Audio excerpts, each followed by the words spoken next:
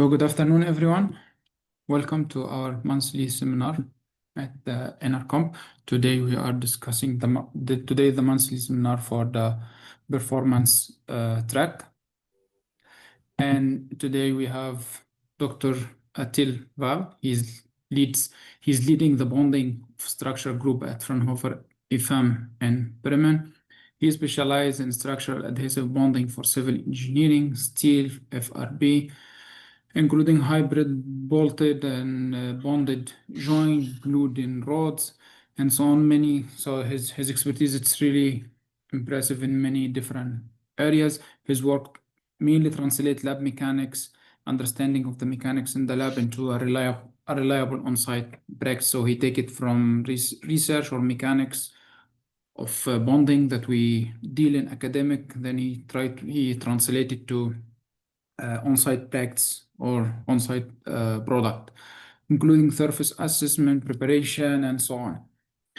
So he has a civil engineering degree at TU Darmstadt, and he earned his doctoral from EPFL, Switzerland, and previously held a couple of professorship in two well-known institutes.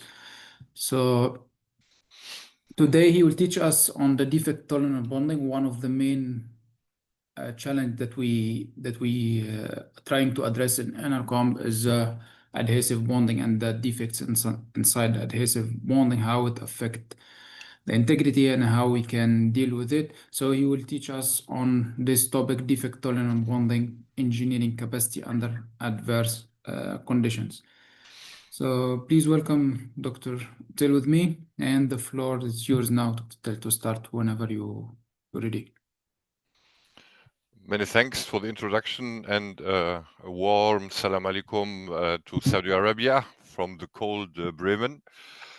And so I will talk briefly, although it's 45 minutes or more, about defect-tolerant bonding under specific conditions for civilian engineering applications.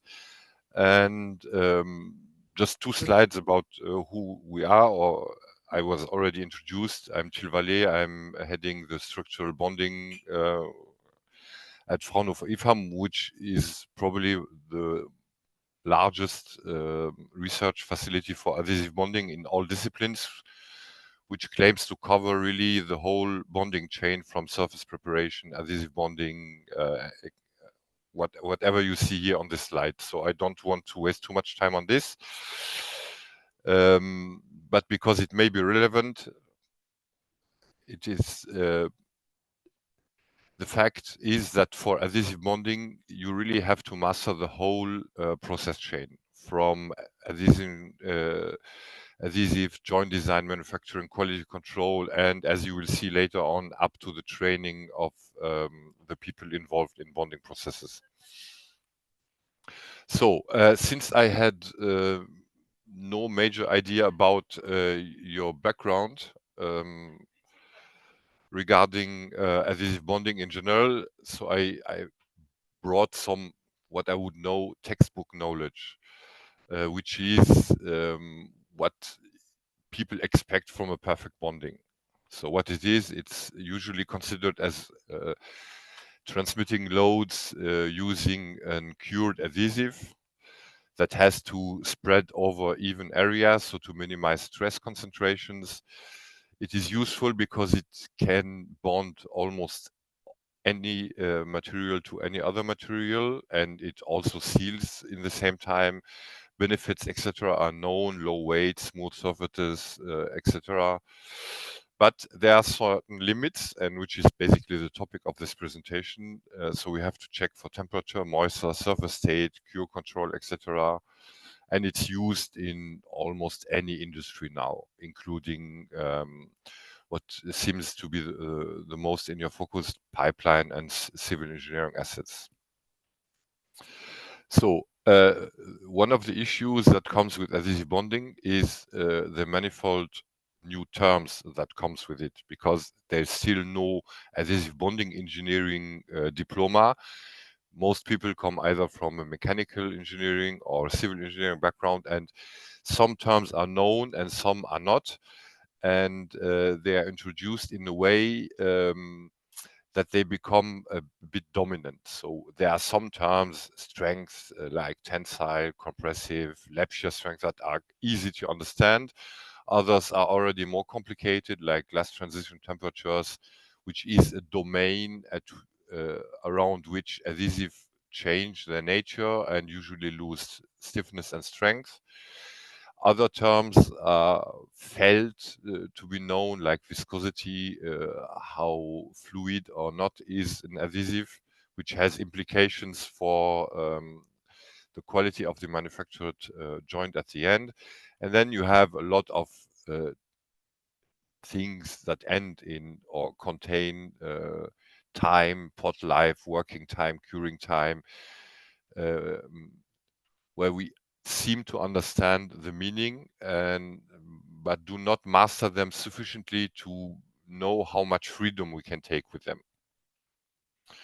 So additionally, we have complexity because adhesive comes in a lot of families, from epoxies, polyurethane, acrylics, silicons, etc., which have different applications, different strengths, different stiffnesses. They come in one component, two component, and the properties that are associated with these adhesives in terms of strength and strain are not, although they exist, are not that much relevant if you consider them outside of the context of the joint that built them. Typically, the size of the joint, thicknesses, etc., and also the thickness of the adhesive layer itself.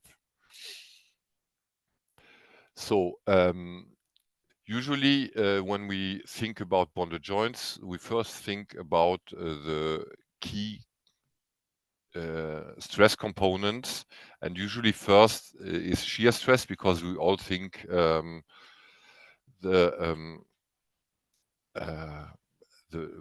sole load shear stress component that is transmitted is shear, but in most cases transverse tensile peel, or whatever you call it, is as least as important.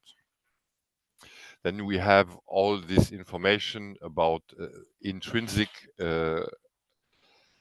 stiffness, etc., that are bound to the properties of the adhesive, but also have to be considered in combination with that of the joint.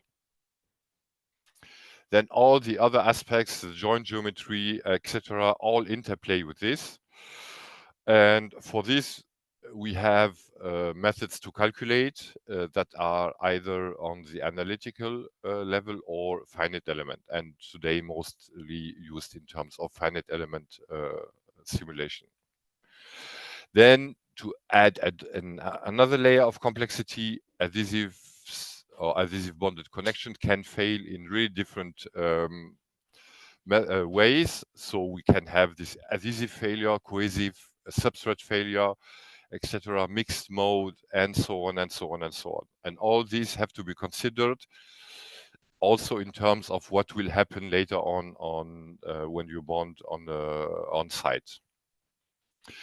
Then what you usually learn, at least in schools or in books, is that you need some ideal conditions. So you think you need full wetting, you need the right viscosity, you have to have the sufficient pressure, etc., etc., etc. You need to have clean surfaces. You need to have freshly prepared surfaces, the same for texture, moisture, and so on. And you also know that there are quick checks to limit the most damage. And this goes on that according to the knowledge of what you get from technical data sheets, you feel compelled to have the right mix of temperature, time, and mix ratio, and so on. Otherwise, you feel at least uncomfortable, or you don't know what really happens. And you know there are lower limits and there are upper limits, etc. All this bombards you with a lot of information where you don't know which are the conditions that you can deviate from. And all this usually then translates into requirements that appear really exhaustive and not. And in case afterwards you have an issue, you do not really know which one of these was the most critical one that led to any problems you had. And all this led IFAM and others to consider that adhesive bonding in general is a so-called special process. Those with an outcome that cannot be systematically tested on each product in terms of a zero defect strategy. So therefore, and this is a point where I come back at the end, you need a process qualification that ensures that the process as you defined it will also work in an industrial context. What all this means will anyway exceed the scope of the short presentation of what can I do, but could be the topic of subsequent presentations. So, but all of this usually doesn't include an information that is, in my opinion, the most important one, is that the strength of an adhesive bonded joint has just to meet your requirements and doesn't have to meet its intrinsic optimal. So usually in the design process you have a stress level or a load requirement, and your resistance or the resistance of your joint has actually just to meet these requirements. Of course, you get additional margin by adding safety factors, and depending on how your code prescribes this, either you increase the load and you reduce resistance, or you have a central safety factor. But this is something you have to keep in mind, in our opinion, for to meet the requirements you have really for on-site bonding. So, and now we jump into the main topic. So what is basically the influence of defects on the performance of joints? And since I cannot do in the limited time a full review, I opted to present some aspects and some studies where we have prior experience. So usually defects in this first set of slides is defined as basically something like air bubbles or areas of the bonded joints that are not fully covered. So we already know from literature that the influence of missing parts or not bonded surface in the joint is not a 1-0 or situation. And we already know that it's dependent on the ductility of your adhesive. So brittle adhesives are more sensitive to this, and ductile adhesives are can have more potential to spread stresses around defects. And in part, we can show the influence of defects by analytical or numerical methods, but the knowledge in general remains limited. So we looked at this specifically for a case of timber, which is also in essence also valid for FRP, because mechanically timber is just natural FRP. So we checked it at a very low level of lab year samples, where we increased included defects here in this case SPTFE circles bonded on the surface, which basically, being Teflon, prevent any adhesion, and we increased the size of it for series 1 from no to small and increasing sizes, and in a second series with a smaller size but a lot of them.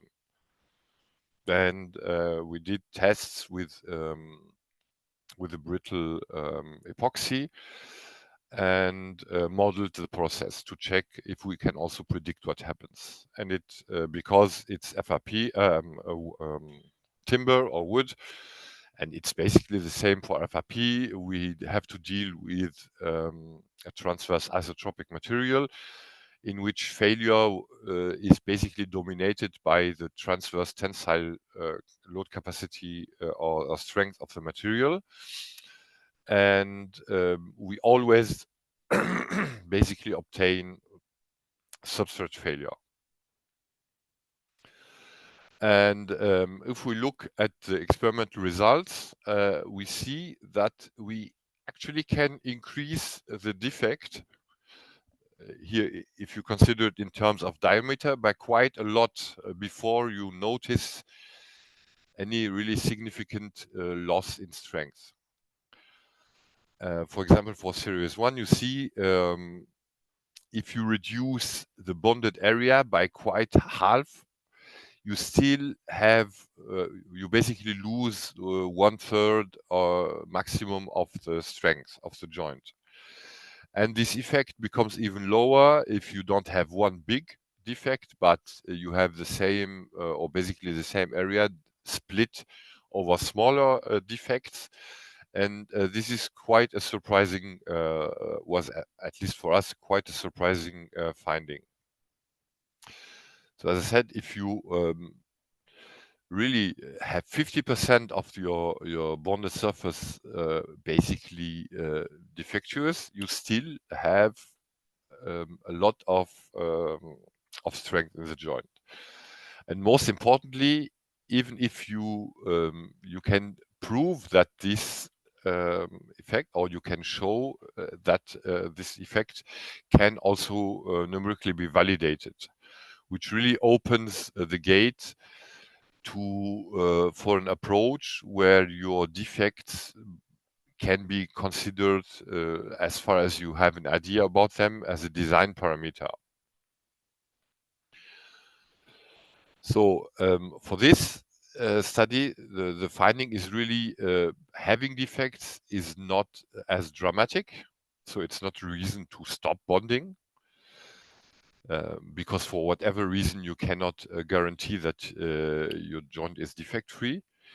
If you are able to characterize them in statistical ways or in dimensions and so on, you can actually also account for them in your design procedure and show that your design requirement can be met. So a condition also frequently considered as critical is that of the surface condition. So all what I showed in the early slides, which is written in any textbook, requires you that you have a perfect surface, as clean as possible, ideally treated, and so on, which we know is unrealistic in on-site. So we investigated this in another series of tests here on so-called glued-in rods, which are, as their name imply, metallic rods glued into timber, and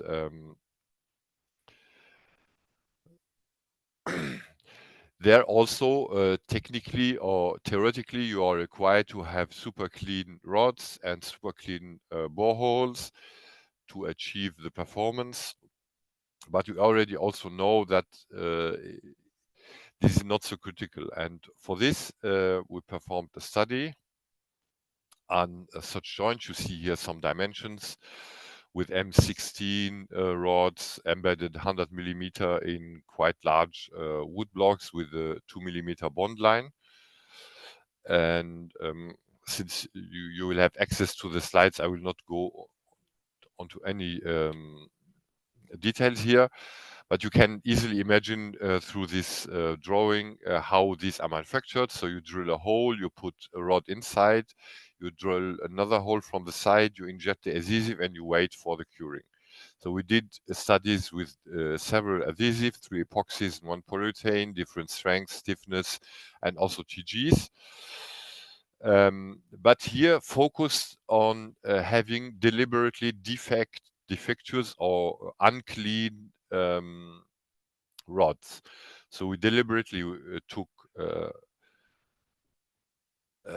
threaded rods that we put in water, we let the dirt, when we drilled the wood, we let the wood chips inside. We inserted artificial air bubbles by polystyrene spheres. We put the rods into oil and bonded it directly after, or we deliberately corroded the rods. Here you can really see some of the examples. So we, instead of having this perfectly clean threaded rod, we really corroded them in salt water to check for the result on strength. And surprisingly, for most of the contaminations or defects, there was barely any effect noticeable. So from wet to dirt to oil to rust, we had no statistical difference or statistically significant difference. So the only defect that was somehow differentiated the results were these artificially induced voids. And even a lot of voids, what the term a lot means can be seen in the paper,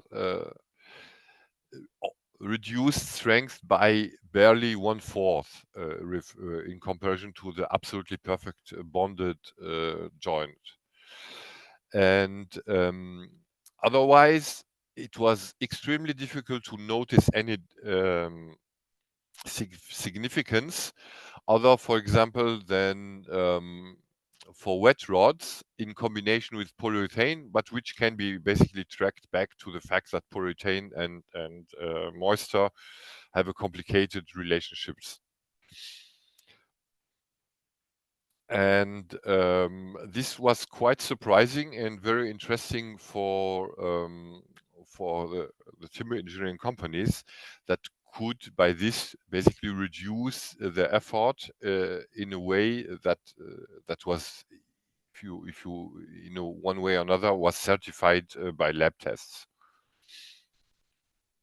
So even the failure mode was not really affected, other than by this void and this specific combination between increased moisture or water or wet condition with the polyurethane.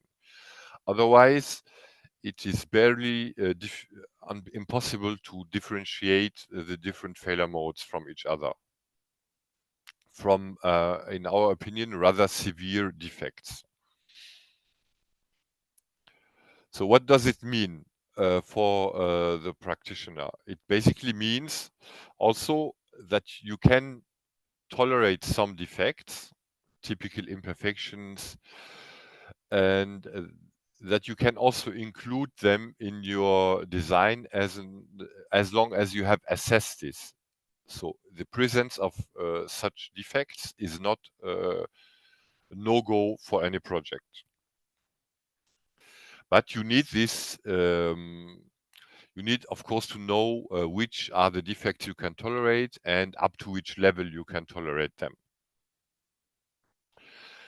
And further on the surface conditions, we did another series on, this time on metallic substrates in conjunction with pre-tensioned bolts, but this is not the main focus of what I would show.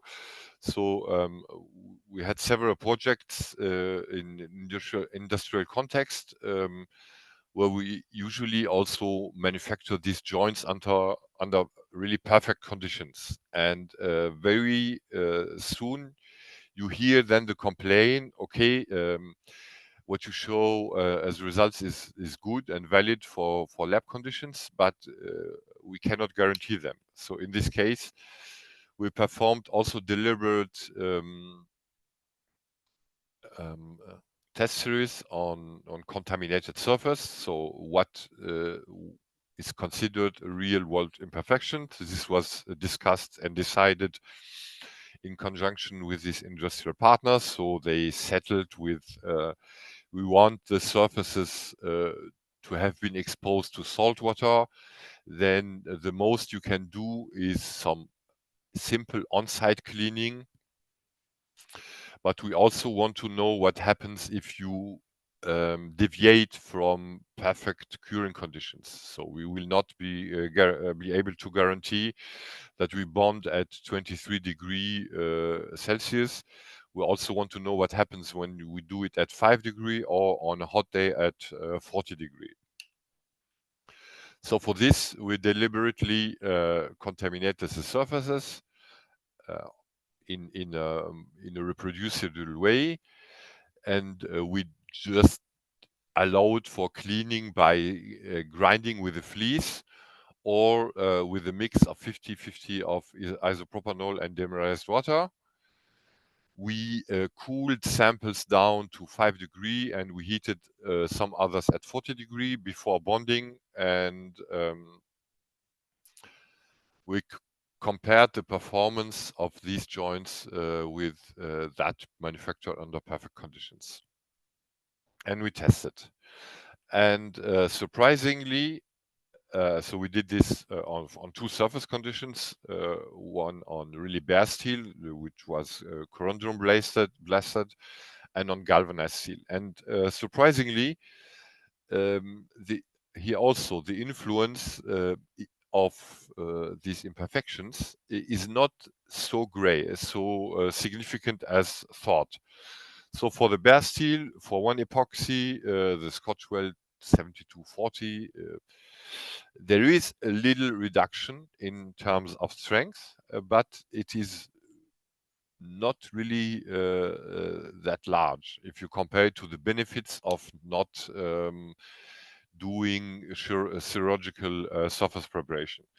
But this is not true for another epoxy, where you really see some difference.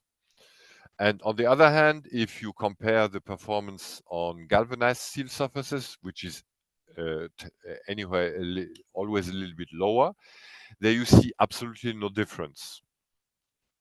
At least when I say no difference, it is no difference at a statistical significant level. And where you see some difference is at the level of the fracture patterns, where there are some shifts, but these are in line with the observed load bearing capacities. And somehow you can also explain these differences between the two adhesives for the bare steel due to the fact that Scotch Weld has a lower viscosity and temperature doesn't affect that much its viscosity, whilst the second, the green adhesive Sika Duo 370 is much more sensitive. So at low temperatures, it becomes much more viscous and has much more difficulties to build up sufficient adhesion on the surface. But as a takeaway, once again, the surface imperfections did not play this major role in terms of load capacity or strength, and but there was a dependency which you could, of course, then assess and include in your requirements. So in this case, either you could increase the overlap length to compensate for the bad or less than optimal surface condition, or any other thing. So Another aspect which we often hear from our industrial partners is related to the fact that we cannot cure at 23 degrees, in particular outside. Maybe this is less a problem for Saudi Arabia, but at least in Germany, half of the year you have temperatures below 23 degrees, even on days. So, which basically, if you stick to requirements of technical data sheets, will mean 50% of the year you cannot bond. So, what do we know? We know from literature that this sticking to technical data sheet information seems crucial for practitioners. But there are some studies that show that curing is technically possible and that it takes much more time and so on, but few of them have really linked the different parameters or have developed a methodology to implement this information in procedures. So with this, we have to go back to the basic information on curing. So when adhesive cure, you can imagine, you have to imagine that shorter polymer chains inside the bulk tend to group together to form longer ones. They interlink and they cross-link, and that this is a process that takes time, but which can be described by so-called curing kinetics. And we know because they are most of them are in one way or another Arrhenius driven, that temperature basically speeds up or slows down the curing process. And for that, for a customer from timber engineering, we checked what actually is the influence of temperature on these curing kinetics, but not only in terms of what is usually considered in the slides previously shown, the enthalpy, but what happens, how does cohesive or adhesive strength or E-modulus develop over time? And is there any easy to use metric or methodology on site to have a handy tool to monitor the curing progress? So we tested this in the lab with curing times under different temperature conditions. We really tested cohesive, adhesive tests, and we performed bulk tests to determine the Young's modulus. And in parallel of all of this, we used a shore hardness device, which is really a kind of needle you push into your material to check or to have a measure of its hardness, basically, which is for most mechanical engineers a non-physical value, but which is a good indicator of something. At least was this the idea. And this is the raw data, and if you translate this in terms of curing degree, you can really show that different curing temperatures do not basically change what happens at the end of the curing process. But that it is basically delayed in time. And that you can, to some extent, use simple methods like this shore hardness device, which can basically be used by everyone with little training, to monitor things on site, because you cannot afford to have small samples for cohesive, adhesive, and Young modulus measurements and monitor this. But by this, we really provided a tool that can be used in a realistic setting. So, what does this mean for practitioners? So that there are actually actually ways to deviate from what is prescribed from technical data sheets, and that you can develop own methodologies, own procedures, and that you can also use simple and handy tools to monitor your process on site. And this is just one example where temperatures were prescribed, but you can imagine the same in other settings. And then there are some other aspects. For example, geometrical imperfections. So in lab settings, we can play around, select parts that perfectly match to minimize imperfections. But in real life settings, you have to deal with this. So in another study, we consider different, so it was for a tube-in-tube connections with FRP material, where we have a kind of reference ideal state. Then we investigated the effect of offset, which is just that the center lines of the two tubes are not perfectly aligned, or that you have a misalignment in terms of relative angular, so you have they are not perfectly in line. Or what we all know is that when you have real life tubes, they come with different ovalizations or any other shape of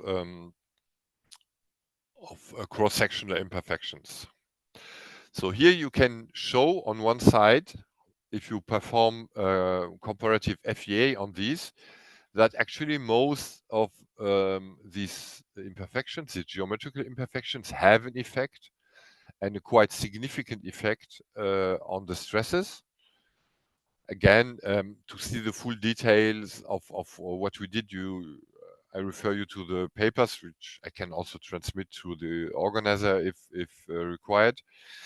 And that one would expect also a corresponding significant effect in terms of joint capacity or joist strength. But surprisingly, the effect, although there is some effect, depending on what defect you consider, the effect on strength is not that much. So it is at least in no case in the range of the differences in stresses. So you lose some 5 to 10%. But, and this is the most important thing, it can also be assessed, because you can predict it, you can calculate it, and because you can predict and calculate it, you can implement it in your procedures. So if you know about the expected defects, you can also develop a countermeasure for this. So you know by how much you have to reduce your design value for load capacity to account for the defects. We did the same also for a series of steel joints, also tube in tube, and where we really measured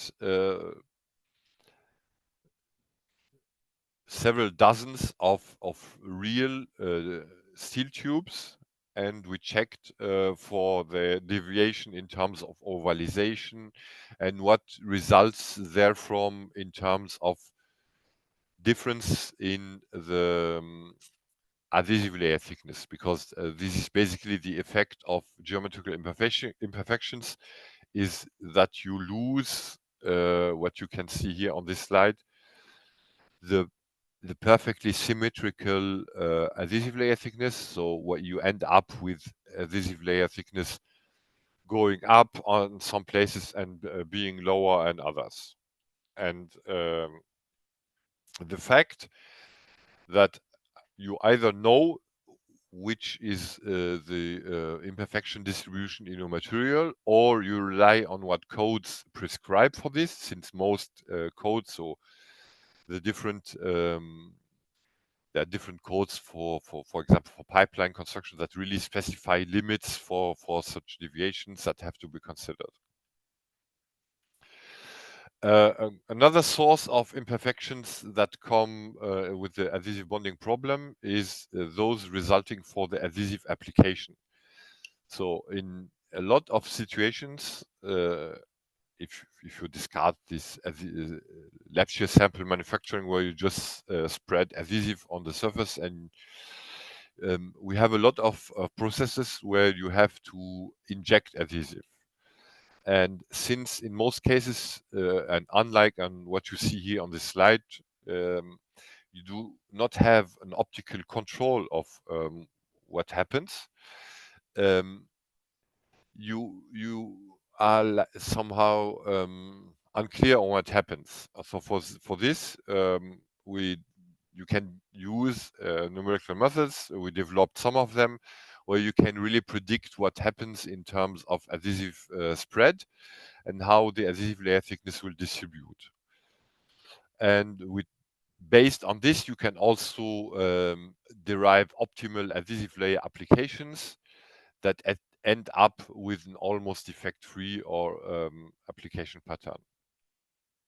Or you develop, you test if certain application patterns lead to perfect adhesive layer pattern that, and here you can, sometimes it's a miracle, sometimes it's also by just testing and optimizing a trial and error method. So here we used plexiglass sheets, and then we validated on another level. And we use this method with success to even predict the adhesive distribution and also the time needed, or what happens when you use different adhesive with different viscosity. We checked it on the lab scale, but we also developed routines to really see what happens and how such complex joints can be filled. So it is technically possible to use such tools to optimize the process and to speed up a little bit the presentation. We can also predict the conditions that lead to the generation of air bubbles, but also what we can do to force the air bubbles to escape. So what are the consequences of all of this? Is that we consider adhesive bonding as a special process, which is a topic covered by quality control, quality management codes like ISO 9001. And we recommend that your process is mastered. So you develop a process that considers all of your specific targets, but also boundary conditions, including those identified deviations from ideal conditions. And then you develop a formalized process which you apply in your organization. Because once you showed that the identified deviations do not lead to a loss of performance, you just have to make sure that your deviations remain in this area, and whatever measures you have developed to take them into account work. And still not very well known in the adhesive community is that there is now an adhesive translation of this ISO 9001, which is the ISO 21368, which is basically a copy of what has been done in almost 1 century in terms of welding. So all welding underwent the same problems in terms of image that adhesive bonding is currently still going through. And this has been basically used, the current state in welding has been used as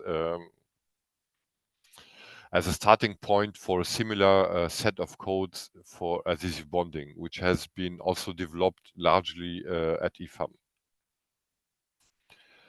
So the core elements are basically that you have different safety classes for adhesives, with requirements staggered around these. So you have the highest to the lowest. For the highest, you have certain requirements, which I cannot really present in the remaining minutes or seconds of this presentation. But I could present them in a separate presentation. And there is, what you have to keep in mind is that there is actually a framework to handle the issues of bonding process in general, and in particular also the influence of such imperfections. So to wrap up, so we know that adhesive bonding is difficult, that too many parameters are involved, that's a special process. And if you start from outside, you look, there are too many, you should not do this, you should not do that, you should, of course, always respect this and consider that. And this is not compatible to the rough industrial environment. We also know that real life is not perfect. And to handle this, the key is really to admit the imperfections, but to know about them and to some extent control them and implement them. Basically, do not deny them, accept them and implement them, and keep them within specifications.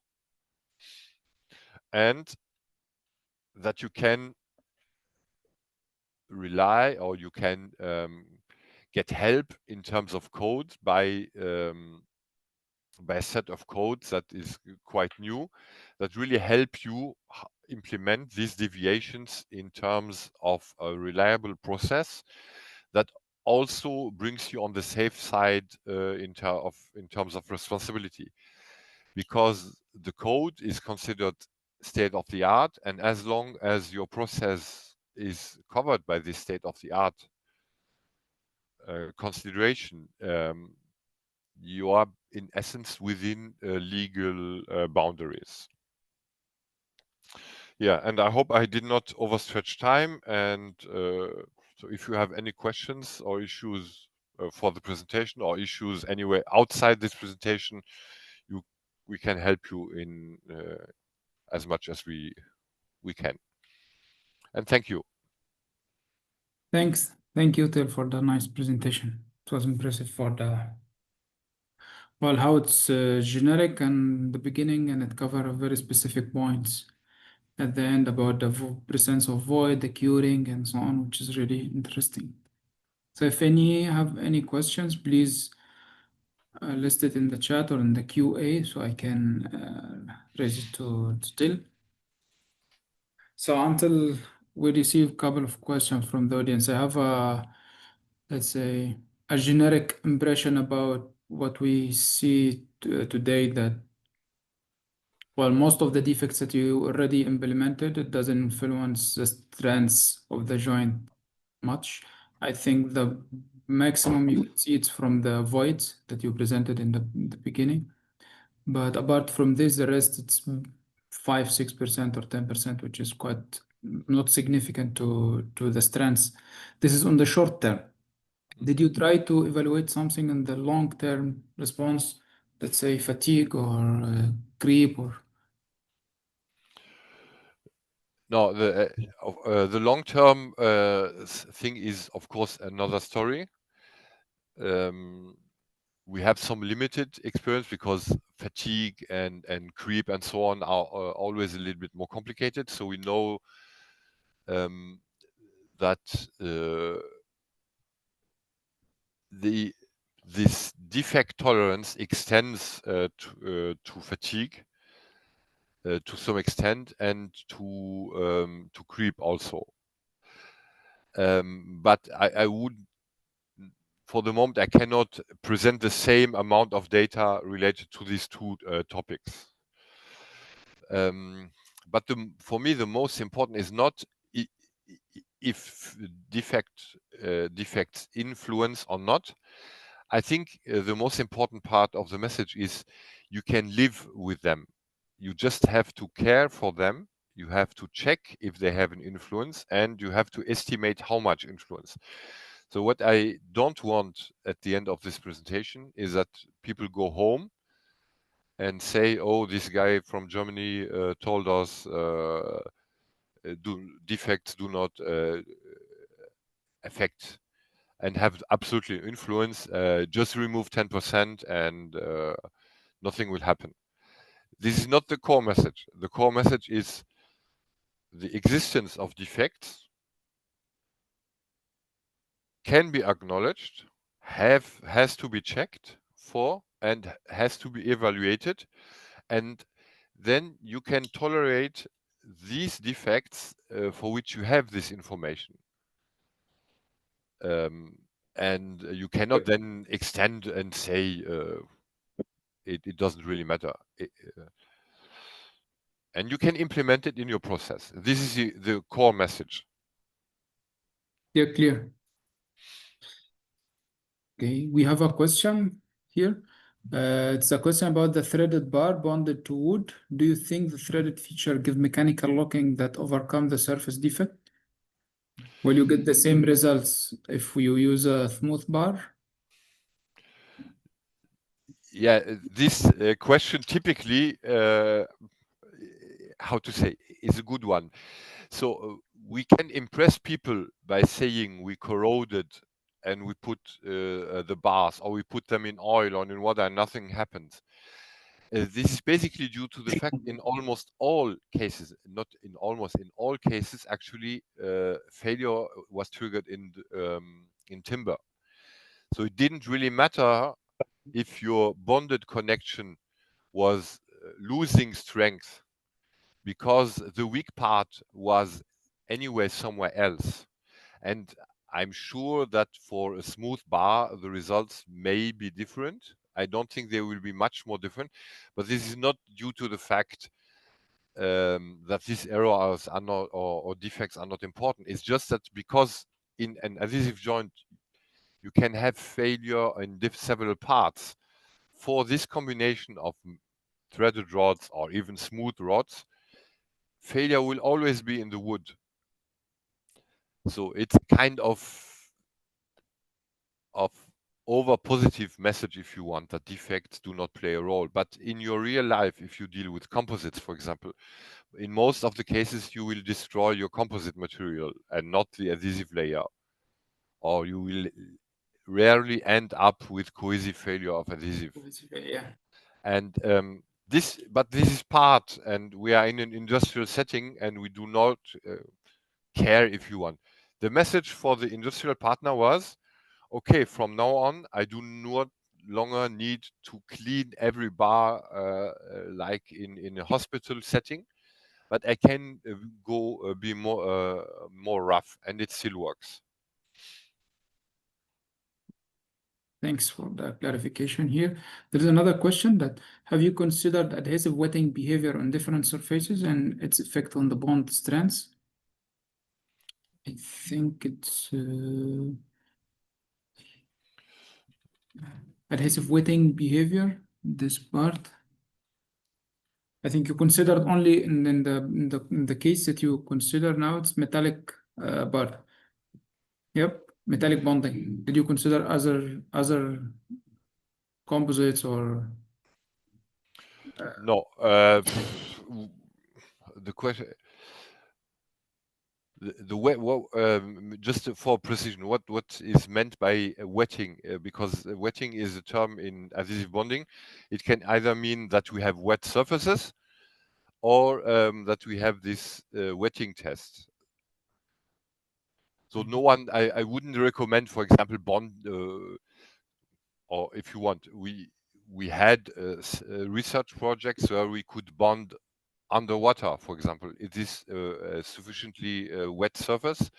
So we had also requests from client who wanted for offshore settings to really bond underwater or under really wet, water-wet surfaces. This is possible, yes. Okay. Gilles has a question. Yeah, please. Yeah, I have a quick question. Thank you very much, Till, for the seminar. I had a question when you go Can you go back to the slide where you show the degree of the conversion, the degree of cure with the correlation with hardness and at different temperature? You see the one where you build the equivalence between hardness and cure. Yeah, the next, I think it's the next one, maybe next one, maybe. Yeah, this one.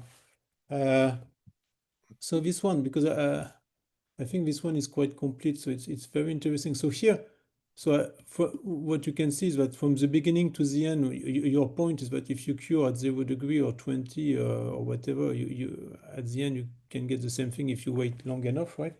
But my question is more, how do you explain the big difference? For example, if I take a 80 degree of cure, at the same degree of cure, I have a big difference between a quick cure, I mean between a high temperature and low temperature. How do you explain such a big difference at equivalent degree of cure? That's what I mean. So on one hand, when you come close or you exceed the TG of the adhesive, you have other effects playing into account. So here we are really in all cases below the TG of the adhesive. So we are not performing a kind of post-cure process. And this is certainly, or if you want similar plots for other temperatures would be different. So the focus here was on low temperature curing. But if you say, for example, I want now the same information for desert conditions where your temperatures will be 60, 70, 80, maybe even 90 degrees because you bond on black metallic surfaces, then the result will be, in my opinion, different also. So you would observe a much higher strength values for curing at higher temperatures. Yeah, but what I mean is that my question is that if you take that plot, that means that the degree of cure itself is not directly cannot be directly be taken as a direct indicator of the Young modulus or things like this, because even at equivalent degree of cure, there is a big difference in the reticulation network between a quick cure and let's say a high temperature and a low temperature cure, right? So I'm just trying to understand in the molecular network itself, in the reticulation, what makes the difference at equivalent degree of cure between a network obtained at 0 degree and a network obtained at 20 degree. For me, I would have expected that at equivalent degree of cure, things are much more comparable, whatever you take in a small deviation of temperature. And just a curiosity like this, because this is super interesting, I think, that curve. Yeah, these are actually experimental values. So the curing degree cannot at the end be measured always. So we derive the curing degree from this curing kinetics. And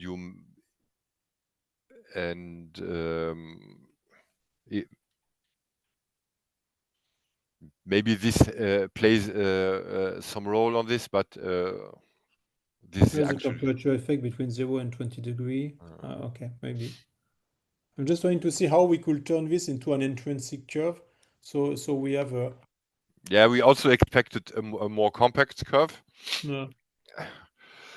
But Okay. considering the fact that these are also experimental values that have scatter, but I agree the scatter. So at least for cohesive tensile strength, and Young modulus, the scatter is lower because these represent more intrinsic values. For the adhesive tensile strength, it's an interface problem, so it falls out of what you suggest.